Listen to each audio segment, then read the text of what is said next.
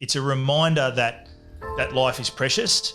And sometimes those little moments that we have every day that we take for granted, we shouldn't, because they might seem insignificant at the time, but later in life, those are the moments that we look back on and say, gee, that was so special that we got to share that with that person. Or, whether it was blowing out the candles on a birthday cake, or running around the backyard with your nieces and nephews, or playing in a local tennis competition and winning a grand final. All of those sort of little things that you kind of take for granted. The conversations at the water cooler every day when you go to get your pieces of paper off the printer and you bump into a colleague who you really admire, and you sit there and you have a chat about what you got up to on the weekend. They seem like little things at the time, but in the context of life, they're little big things.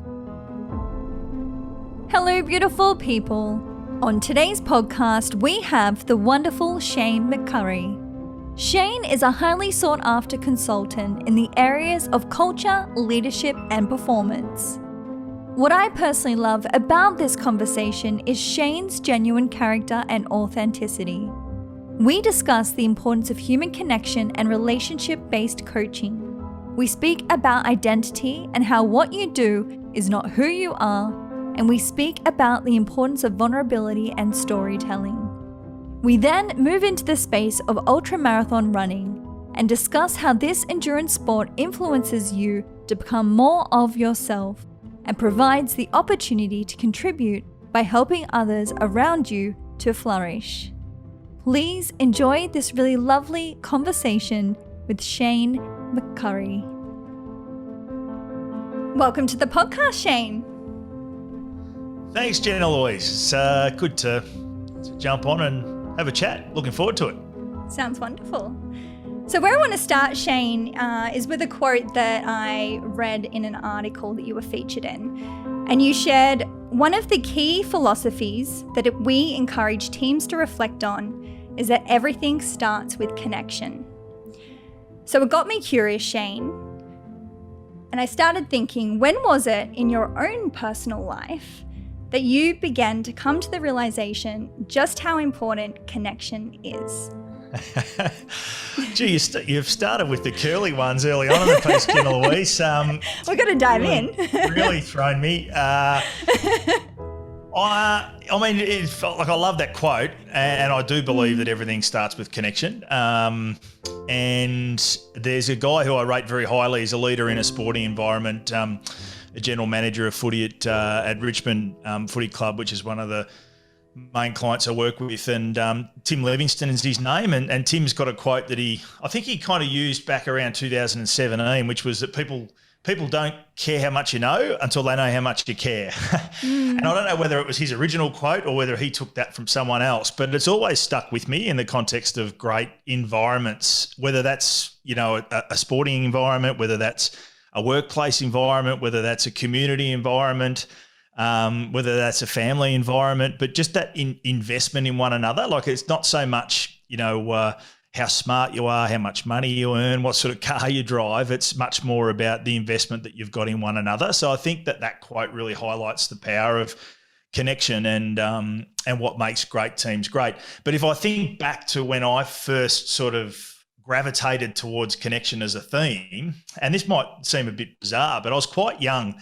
And as a young boy growing up in country Victoria, you love sport. It's a big part of your upbringing. Right. And you try a bit of everything. So you try a bit of footy, a bit of tennis, a bit of cricket, a bit of golf. And I loved sport. It wasn't so much playing sport. It was more kind of the camaraderie and the togetherness that was associated with team sports. And I loved cricket. I wasn't never a great cricketer as a player, but I loved the sport of cricket. And I still remember probably when I was about 9 or 10, Mum bought me for Christmas one year this book. It was like a cricket yearbook, a reflection on the year in cricket around the world, and must have been in the bargain bin at the bookshop, and she bought it for me. There was a whole heap of pictures just of different cricket teams around the world. And I remember that book had a lot of the West Indies in it, the West Indies cricket team.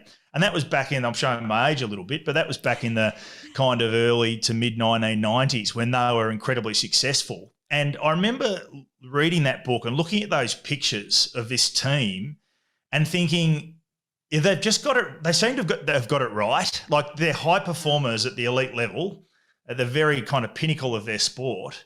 But at the same time, they're having fun as well too. You know, they're drinking beer, they're having a laugh. They're very flamboyant with what they wear on the cricket field. And I think the story goes that, you know, after the West Indies played an opponent, whether win, lose or draw, they'd turn up in their opposition's change rooms with a slab of beer after the match. Wow. Because that was what was important to them from a sportsmanship viewpoint. So when I think about connection and kind of gravitating towards connection as a key theme early doors, the West Indies is an example that comes to mind, which might seem a bit bizarre, but that's probably the first one I think of. Another one would probably be my grandmother and Jean, my father's mum. She was just a terrific giving person, and she was very heavily involved in the church community growing up in the country, and I think she was the secretary of St Vincent de Paul Society in Victoria for close to 50 years in the region. Wow. Back home in the country. So always very kind of committed to doing things for others. And so if we kind of gravitate away from sport and towards connection from a sort of community viewpoint, I think Nana was probably always one of those people that I looked to and admired for just the investment and care that she had in the people around her in her community. So, there are a couple of little stories there that might shed light on that question, perhaps. I love it. It's very beautiful. I'd love to explore this theme deeper with you because I know that it's so important in the consultancy and the coaching that you do. And I'd love to kind of explore with you more sort of tactical coaching versus relationship-based coaching and the impact that does have on teams that you've seen. Yeah, it's an emerging area. I think what we're seeing is that there's a new generation of coaches that are coming through and there's a new generation of athletes that are coming through who are needing to be understood in different ways and are needing to be motivated and driven in different ways as well too. And there's a guy I really admire over in the States. His name's Joe Ehrman. He's a former linebacker in the NFL and kind of played in the 1970s, I think, 1970s, 1980s, then went on to coach. And Joe talks about the difference between a transactional coach and a transformational coach. And I love that kind of thinking in terms of it's all well and good to be someone who understands the tactics of any given field, whether that's a sporting coach or whether that's a CEO in a business context. It's all well and good to kind of know the nuts and bolts of the technical side of what you do. But the more important aspect in the context of leadership is always going to be, do you know your people? Do you know what makes them tick? And are you able to support their growth as leaders so that they can execute the plan that you develop together as a group? In order to bring that to life. So I do encourage coaches, if they feel like they're more of a transactional coach, that's okay because you need the balance of both, right. But trying to add layers to your coaching so that you can take more of a transformational approach. And that might feel uncomfortable at first when you've got to start to try and do some of those things that feel a bit less comfortable, but it's really important in the context of growth and development as a coach is if you're expecting your athletes or your athlete or your employees to push themselves to do what they do, then you need to be seen to be pushing yourself as well too, I think, so that there's not double standards at play. And so, yeah, that's probably kind of one of the main differences I'm seeing all around the world, particularly in Australia, which is always tends to be quite progressive in that sporting landscape, but all around the world as well too, yeah. And what is the impact that you've seen from sort of, being more progressive in terms of like taking that relationship-based coaching in line with the tactical approach? What is the impact on performance that you've personally seen? Oh, I think there's a really good, strong case there, plenty of cases there in recent years where you've seen teams or organisations that have invested heavily in their people in that regard and have seen great results out the other side. So particularly over the last couple of years, I think when we've been so separated, disjointed, disconnected, right. People have been, I think some organisations probably that weren't as focused on the well-being of their people previously have been called upon to be more focused on that going forward. And I think that's nothing other than a good thing. What we've seen is that the leaders who have been doing it for a very, very long time have kind of consolidated their competitive advantage in that space, and the rest are still catching up. So there's still that gap between the best and the rest. But I think that investment in your people as people first and foremost, and as professionals second, is something that we're seeing a real shift in that space at the moment, which is great, which is a good thing, off the back of what's been a challenging couple of years for everyone. And I know that you focus on identity in terms of mindset, and to my understanding, you're quite well known in your area of expertise in relation to AFL teams, your work with AFL teams. And I've heard you share sort of focusing on, the sport that you do, for example. Let's kind of span this out to the career that you do. It's what you do, it's not who you are. Can you sort of share more about that insight? Yeah, it's so true, isn't it? Ash Barty's been such a great example of that just in the last couple of weeks, and the success that she's had. I think people gravitate towards her because she is such a relatable person, and she's just got a really good grasp on who she is. Now, that's taken her a lot of work and many, many years of kind of introspection, self-reflection, blood, sweat and tears to get to that point. But the fact that she's kind of been on that journey of looking inside first is kind of a case study that we should look at very carefully in the context of what we can all learn from that. And what I've seen is that when you start, particularly when you carve out an elite sporting career, is people come into elite sport at a very young age. So in an AFL context or NRL context, for example, a player might come in, male players or female players can come in at around 17, 18 years of age into the elite programs. It's very young. And you're still maturing. In a lot of respects, you're still kind of at the back end of adolescence. So you really don't know who you are. You've just come out of school. In some cases, you might still be at school. And so you're still forming your identity and who you are. And, I think that the more that sporting organisations can actually create a program whereby you don't just become a better footballer or a better netball or a better basketball or a better runner, but you actually become a better person in the process of being involved with that program. They're the programs that tend to be developing the competitive advantage at the moment.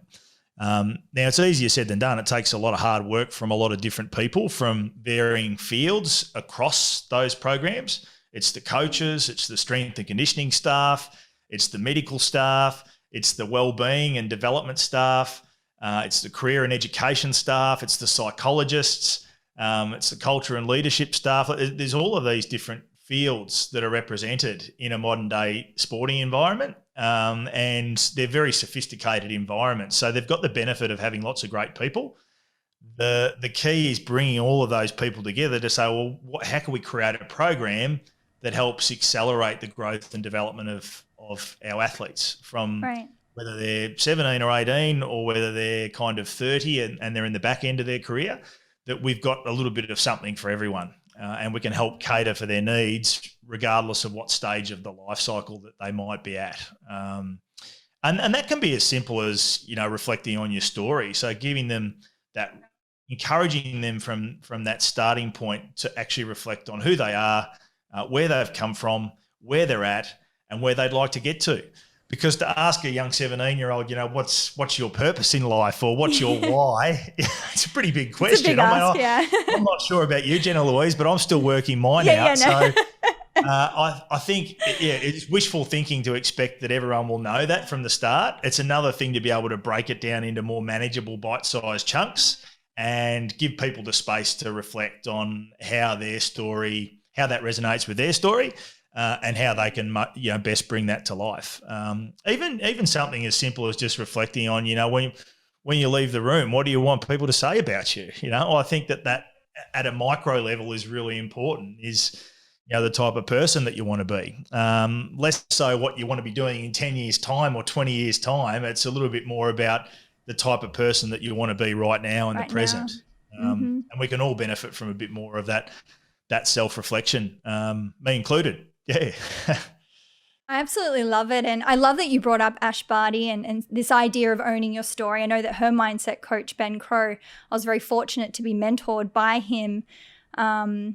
And he's had profound changes on my life. And we actually did an exercise in relation to the very thing that you're talking about, Shane, and sort of going back and this idea of owning your story, even just becoming aware of our subconscious identifications with, moments in our life that you might not be aware of, that you still now define yourself so much by, and how some are very empowering, but some are very disempowering, and the power and actually the awareness of that and having that more conscious decision, okay, do I need to hold on to that, or am I going to take ownership of that story in terms of how I move forward? And I know, Shane, you speak about the big five, which is made up of purpose, authenticity, vulnerability, connection, and storytelling.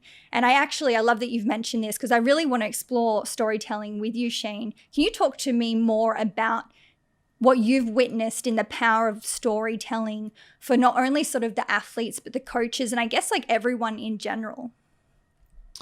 Yeah, all of those things are very important. And you mentioned Ben Crow. I mean, Crow, he's a good friend and colleague, and he's done an incredible amount of positive work over the last few years. But the benefit that someone like Crow brings to what he does is that he's seen so many different athletes over a really long period of time, even going back into the earlier parts of his career. And he's seen some athletes succeed, and he's seen some athletes fail, if you like, or go off the rails for a period of time and then have to find their way back on again. And I think what we're seeing, and I think that this is a sign of hopefully where we're heading as a sporting industry, but maybe as society at large, is that we used to sort of try to shy away from the things that didn't go well and push them into the background, or distance ourselves from them, or be ashamed of them. But what we're seeing now is that, if those things have happened to you, whatever they may be, then they're part of your story, and you may like to include them as part of your story going forward. You don't have to, of course, but they're things that have happened to you. They're things that have shaped you.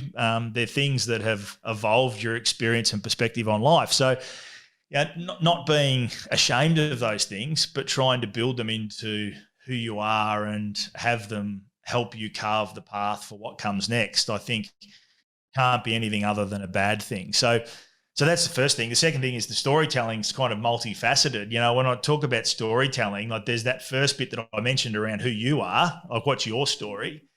But then there's the element around the leaders in the environment that you're a part of. How do they use storytelling to connect with people?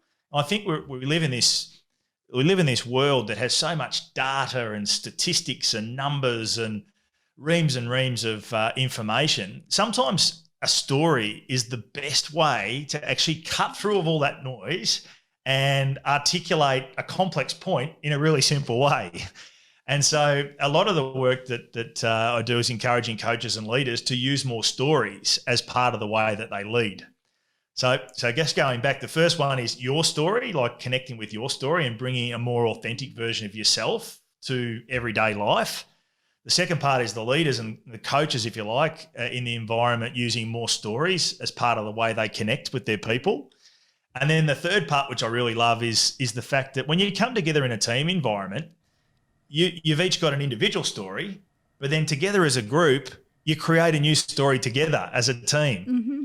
And so that piece around the evolving story of your team or your department or your organisation, that's a really powerful story in itself. And so I think referring to yourself as a story and talking about the types of characters you have in that story and talking about the beginning and the middle and the end that you're aspiring to have, and seeing those little trials and tribulations that tend to happen over the course of a typical year or season or competition or event, seeing those trials and tribulations as part of the story of the team, I think is a great way of building camaraderie, you're finding perspective, and giving you ability to, sort of review your performance as well too, and plan for what comes next. So that's that's sort of the different elements of storytelling and the way that I see that they can be beneficial to people, not just individually, but also collectively,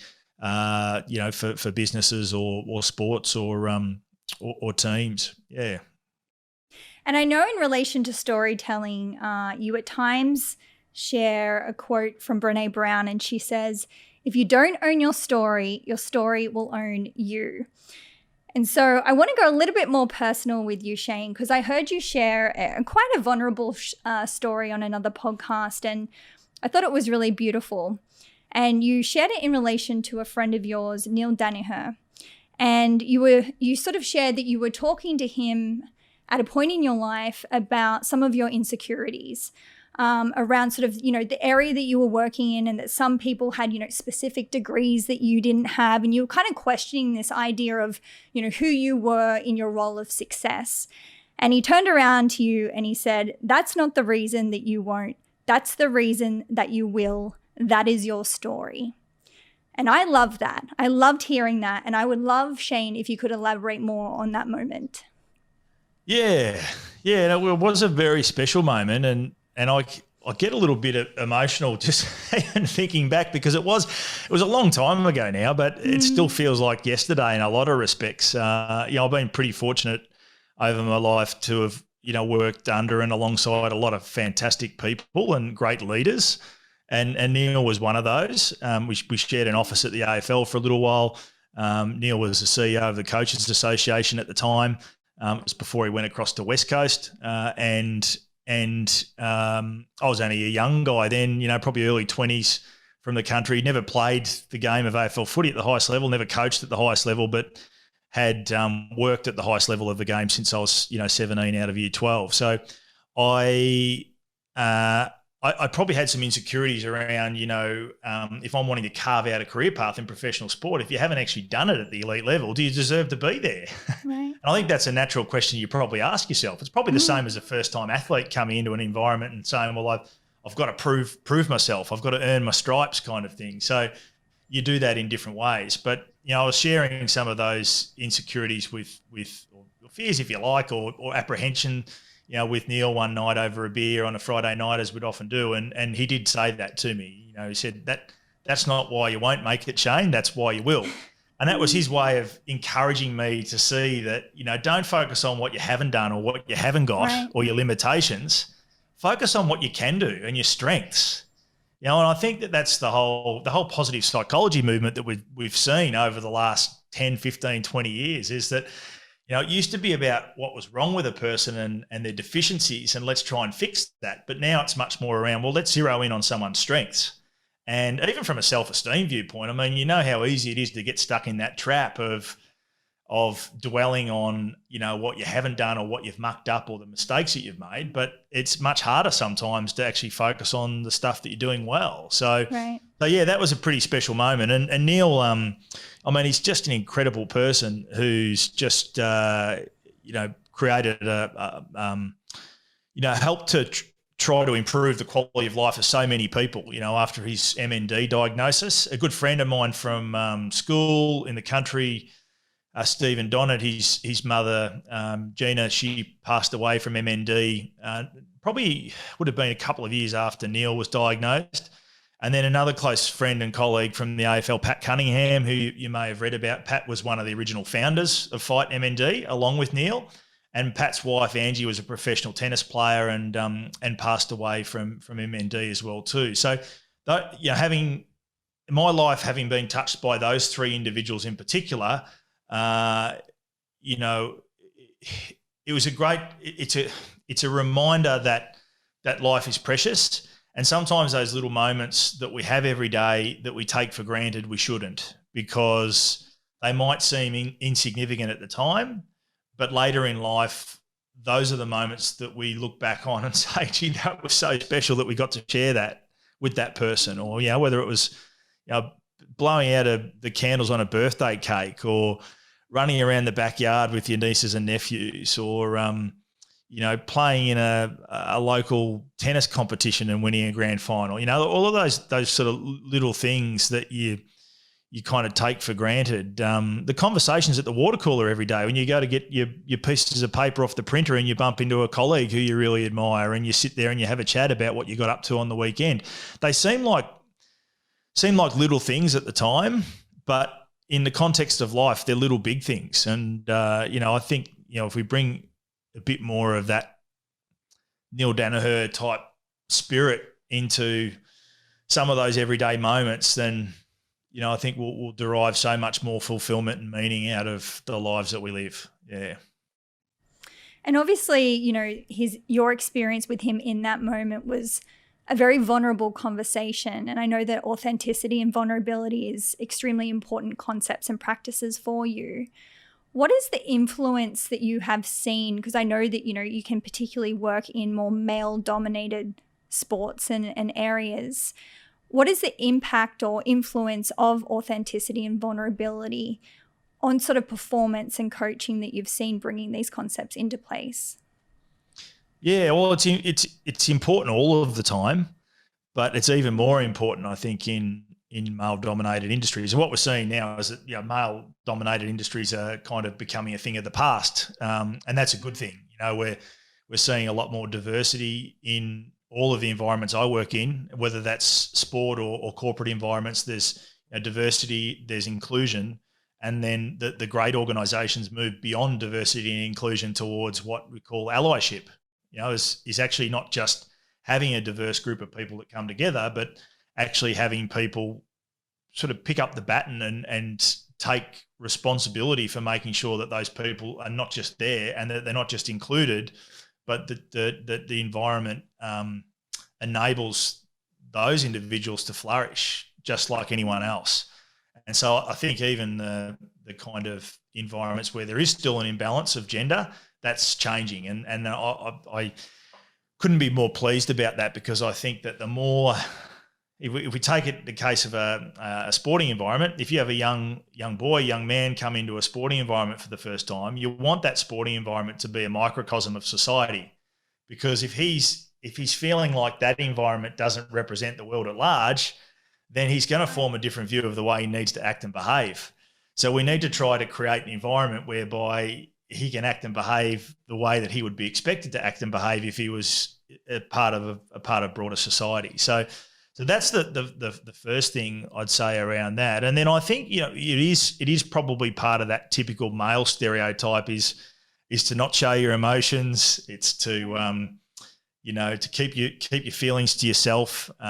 Is to not cry. Because that's weak, if you like. Is to show that more kind of stoic, very alpha male type behaviour. And I think that was sort of the traditional stereotype around what it meant to be a man, but we're seeing that shift and change. And I think that that's a fantastic thing. There's some great organisations out there doing some terrific work in that space. Tomorrow Man, Tom Harkin and his team there, and then the Man Cave, Hunter Johnson and his team there, doing some great work in schools and surf clubs and sporting clubs, and to redefine, healthy masculinity and explore the unhealthy aspects of masculinity, and then to really promote the healthy aspects of masculinity, encourage young men to kind of rethink about what it means to be a modern man, to be a man in 2022. I think that's nothing but a real positive. So the storytelling work, encouraging vulnerability, is that it's okay to get emotional when you talk about things that are important to you.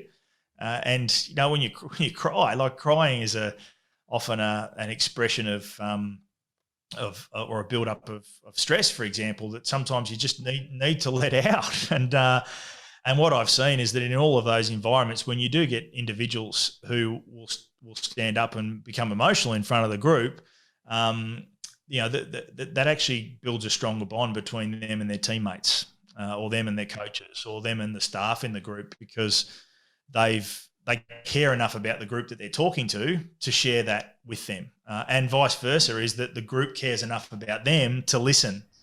And usually when that sharing is taking place, you can hear a pin drop in the room because a lot of others will have had the same experience and wanted to share in that way but never had the opportunity. So, yeah, I think I think we're seeing a real evolution in and around what it means to be a man and what it means to kind of display healthy behaviour in a workplace environment, but particularly in a sporting environment as well too. So any opportunity to reinforce those behaviours, I think, is a good thing.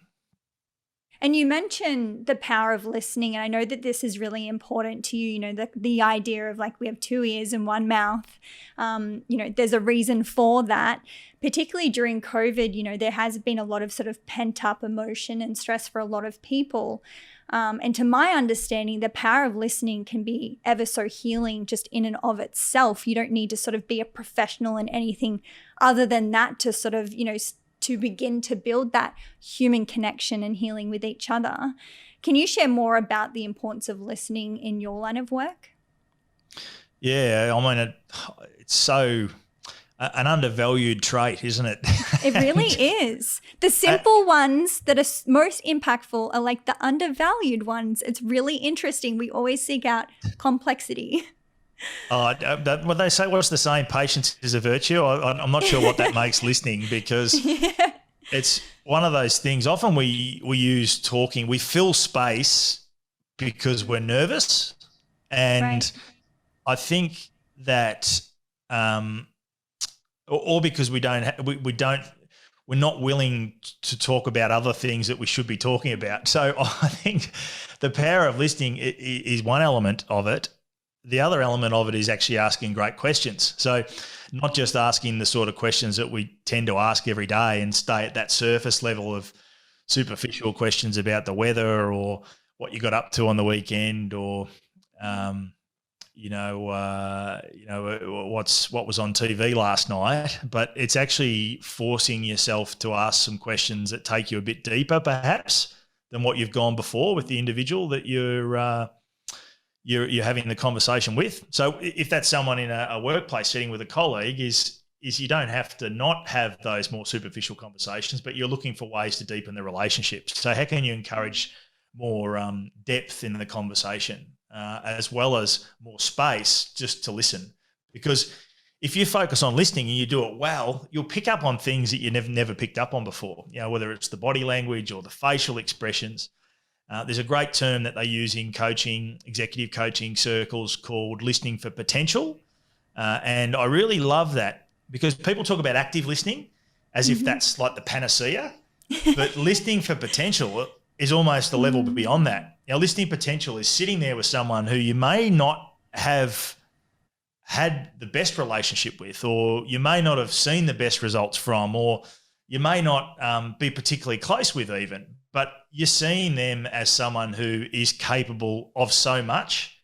And when they're talking, you're listening to them and seeing the very best in them at that time.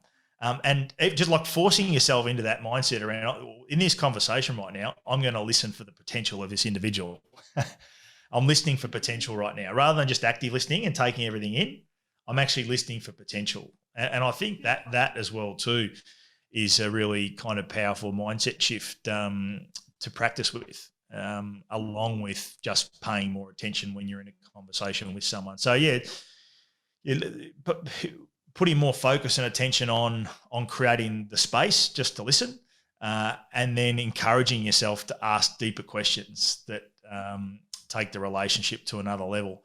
And also thinking about where you have conversations as well too. Like I reckon sometimes I've seen big breakthroughs with leaders and their teams just when they think about having the conversation in a different way or a different form or a different place. So a lot of offices aren't set up to have great conversations. Yeah.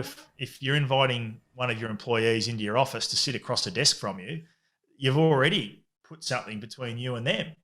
And that's a physical item, but metaphorically in the context of the conversation, it might create a blockage as well too. So, or a coach with a player, with an athlete, rather than kind of inviting them into the office, like creating that headmaster school principal type vibe, are you better to just grab them and go for a walk to your local coffee shop and have the conversation on the way there? A lot of teams I've seen over COVID have started weekly walks where even when they were in lockdown, they were going for a walk around their sort of local neighbourhood while they were on the phone to their colleagues for their weekly meetings. And I think that sort of stuff's great because, too many office environments are very clinical, sterile, boring, not always set up for great conversations. So that's something that we can think about too. Yeah. And we're speaking about depth here, and I know that you've been on your own path of self-exploration. I think we touched base later last year, and it was just after you had done a multi-stage ultramarathon on the Larapinta Trail. So I'm really excited, Shane. I want to hear more about this because on your social media, you described it as sort of being part of a journey of becoming me. Sort of what has influenced you to be on this journey? Yeah, it was a great experience. When I think back over the last 12 months, there was, travel was very difficult, wasn't it, to get anywhere in Australia? But we were very lucky that we had this sort of window there where there weren't no restrictions, and myself and a very good friend that I grew up with, Scott, were able to fly over to Alice Springs and run the Larapinta ultramarathon. So I think it was about 140 kilometres over the 4 days. My first multi-stage ultramarathon. I'm a bit of a bigger guy, Jennah-Louise, so I'm sort of 6'3". I'm probably not built for ultramarathons like what you and many of your fellow runners are, but it was just a great experience. I loved it, and we deliberately chose that event because we knew it would actually tested me much more than Scott because he was in much better condition than what I was. But I just felt like, even with what I do, I work in and around the high performance space, but I probably felt like I had got a bit lazy in certain areas over the last couple of years and neglected my own physical mental health. And so that was my way of doing something for myself, just to remind me of how great it is to be involved with things like that. Now, you don't have to go and run an ultra marathon because that's not everyone's cup of tea. It might be just something as simple as getting back to the gym again, or learning how to dance, or taking music lessons. But whatever it is for you that you do to stretch yourself, to grow, I think it's important to have something. And running for me is something I've always enjoyed. I've done a few marathons over the journey when I've travelled around the world, and I've done a couple of ultra marathons recently, which I've really enjoyed. So that was fantastic. But the best thing about it was the community that assembled over there in Alice Springs. And I know you've done lots of these events and you compete at a much higher level of this than what I do. But the people from all walks of life, isn't it? It's beautiful. And my friend Scott and my mate Scott, he coined a phrase. One of the songs, we had a playlist that we trained to for the event. And one of the songs on the Spotify playlist was Reasons by Johnny Farnham. And he put that song in there quite deliberately, not because it's just a great song, but because everyone had a reason to be there. You had some people that were there to lose weight. You had some people that were there to keep fit and healthy. You had some people that were there because it was the first thing that they'd done for themselves during COVID. We had a friend that was there from Echuca, where we grew up, Jackie Welsh, who had lost her son in a tragic skiing accident a few years ago. So Jackie and her husband Leo follows Jackie all the way around Australia to all these different ultra marathon running events so that she can run in honour of her son Jai. So everyone had a reason to be there, and everyone's reasons were different. But when you come together like that, you create this community. Now, we didn't know all those people from a bar of soap a day or two prior, and we only spent 3, 4, or 5 days together. But I reckon if we saw each other around the corner or at a cafe or at a restaurant, we'd stand there and talk to each other for hours. It's like you feel like you've known each other for years. So, I think any event like that is great in that it brings people together. It encourages them to share stories we spoke about earlier in the session. And it's a great reminder of everything that's great about life. It makes you feel really alive. And it lit a spark in me, and we've signed up to do the Margaret River Ultra in May this year, which hopefully the WA borders are open before then. So it'll be a great chance to get over and have a run around West Australian countryside as well too, a bit later this year. What do you love most about running, Jennah-Louise? Well, I think everything that you've shared, Shane, particularly the multi-stage, because I did my first single-stage ultramarathon last year and I loved it, but it was a bit more of an individual experience. The multi-stage, you have your challenging experience throughout the day, but then you come together at night and you sort of form those stronger bonds that you're talking about, with people that you don't know from a bar of soap to all of a sudden, you see them down the street and they're like family. There's something so precious about that. And I think that form of experience, like for anyone, whether you're experienced in this or it's your first one, it strips you down very quickly. And you find yourself, as you said, sharing stories that you probably wouldn't normally share in your everyday life with people. And it becomes so natural and normal. And I feel like those vulnerable conversations feed that deep connection that I think a lot of us in doing these form of experiences, we're yearning for that. We're seeking that. And I think there's so much power in being able to experience that, but then to understand, how do I pull this back into my everyday life now? Because I think when I initially started, it was like, okay, I want to book another one because I'm really seeking that feeling again. But then it's kind of starting to be more accountable and responsible to myself that if I can feel that feeling out there with those people, I can feel it now. And it may be a deeper element of vulnerability, but like explore it, lean into it, see what happens with it.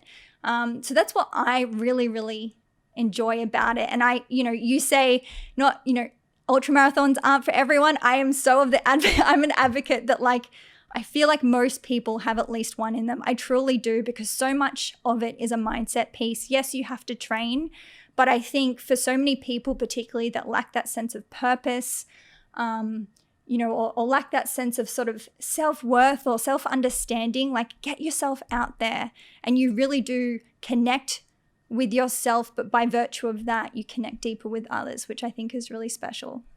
Yeah. Oh, man, what beautiful words. So it just sums it up so perfectly. The benefits, the beauty of it, and the lasting impression that it leaves on you. I think that's the thing is just something about getting out in nature as well too. I think we had Richmond had their pre-season camp last week, and we went up to the high country in Victoria, just up outside Brighton for three days, and it was just fantastic. And a big part of what makes it so great is the fact that you're outside, you're out in nature, and we're very blessed in Australia to have so many fantastic landscapes that we can get out and enjoy, and it's a great way of enjoying those settings is to run a long way. Mm-hmm. Not necessarily run fast. I certainly wasn't running fast for much of that distance, but in fact I was probably going backwards at different stages, but it was enjoyable. Yeah. And it's almost like a metaphor for life in a way, isn't it? Like, don't worry too much about what's behind you, just worry about what's ahead, and just put one foot in front of the other. And that sounds a little bit cliche, but I think when you've done a long run like that, sometimes that's all you can do, isn't it? And I think it's so powerful in bringing this, when you do those longer runs, life's challenges sometimes don't seem so hard because you think about I lent into something that felt bigger than me and I completed it. And even if you didn't finish it, like I know in, ultra marathon running, there's sort of like a saying along the lines of the most important thing is just sort of being on the start line. Like that's the biggest decision that you can make. If you finish, amazing, but to have the courage to kind of step up and be completely out of your comfort zone when you're on that start line is such a big thing. But I think, you talk about the nature piece, and I'm always someone that's so passionate about this because I truly feel like, this element of human connection, but also just being out in nature is so healing in itself. I feel like, these days, next to everyone has some form of anxiety disorder or depression or, it's such a vast thing. And I feel like so much of it has got to do with the fact that we're just disconnected. And it's about starting to bring these everyday opportunities. We've got people around us. We've got trees around us. We've got beautiful birds, the sunrises, the sunsets. There's a lot of these things that are free to access in our everyday life that have sort of the answers that we are seeking. So, that's another reason why I love the ultramarathon running, because you are out in nature. And for me, it's almost like a remembrance of, home and where I'm from. And I think there is a lot of beauty in the reflection and connection of that. Yeah. I could not agree more, and could not agree more. It's a brilliant thing, and not just to do it for yourself either. As it sort of always offers up the opportunity to bring someone else along as well too. And that's what I loved about this event. Was it probably wasn't my doing. It was probably more Scott, my friend, my mate Scott, and he'd sort of laid the foundations for the event because he'd been doing quite a bit of running himself. Knew I enjoyed it, and so invited me along on a couple of runs. And that was all it took just to sort of light the spark for me to want to do more of that. So I think that's a great lesson too, is that sometimes we probably think we need the time ourselves, and that might be okay. You know, if you need to go and do that solo exercise to clear your mind, that's great. But if there's an opportunity to bring someone along with you, even better, you know, because then they get that benefit as well too. So, you know, I think, and such is true for life as well, isn't it? You know, like sometimes in helping others, we help ourselves. And I think that's a great thing. And I think the follow on from that always tends to be if someone is so thoughtful in that sense of contribution towards you, I always feel like there is a natural inkling to want to pay that forward. And I think that's really beautiful as well. I'm sure, you know, whether it be in ultramarathon running for you or something else, you know, I guess your career is already based on this. So maybe in relation to ultramarathon running is like, you know, when you're feeling a little bit more confident with it, or, you know, bring someone else into that space that may be slightly curious. You know, I tend to find these people that kind of ask a lot of questions and then they kind of like, no, that's not for me. But you can see if you really lent into speaking with them again and listening, hey, why do you think that's not for you? You'll probably find there's something under there that they're actually, their curiosity can go a long way, and you can help them get to that start line. Absolutely. Yeah. You know, it's very true. And we talked about connection earlier. I mean, the other word starting with C that I think's just so powerful is contribution. And, you know, I think that anything that involves giving back, you know, if it's giving back to someone else, giving back to the employer that you work for, giving back to the community, giving back to nature, like that notion of contribution and giving back, I think is really powerful. And you see so much of that, like the acts of sportsmanship over the course of a 4-day multi-stage running event, like just the little things. If someone runs out of water and they cark it in a ditch on the side of the road, and then you see someone running along who's just more than happy to stop and pull a Mars bar out of their backpack and hand it to them so that they can recharge their batteries and go again.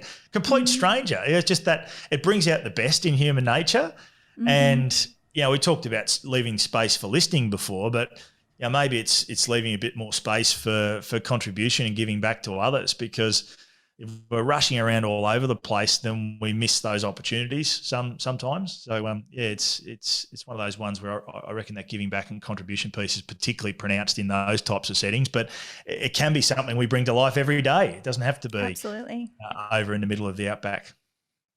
Well, Shane, thank you so much for this conversation, and, you know, thank you for being such a prominent figure in Australia in terms of, you know, building culture, building that sense of connection, authenticity and vulnerability. It's something that I truly honour in you. So thank you. No, it's a pleasure, Jennah-Louise. I love the fact that you bring a group of people together to share stories and conversations that might be beneficial or interesting to people who are that way inclined. And that's a gift that you give to others. So yeah, more than happy to contribute, and I've waffled away a bit over the course of today, but hopefully there's a couple of things I might have said that could resonate with people. So yeah, I encourage everyone to continue on their own path and keep building their story as they move from chapter to chapter. Beautiful. So Shane, on a final note, I would love to ask you, what does it mean to you to be human? To be human.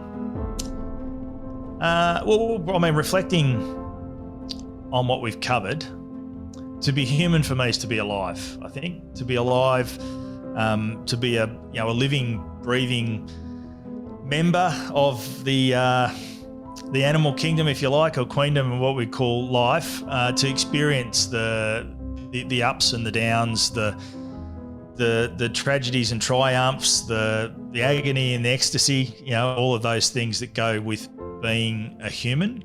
That's what it means to me to be human, I think, and also, you know, to be kind, to find a way of giving back and doing your little bit to improve the quality of life of someone else. that's what it would be for me.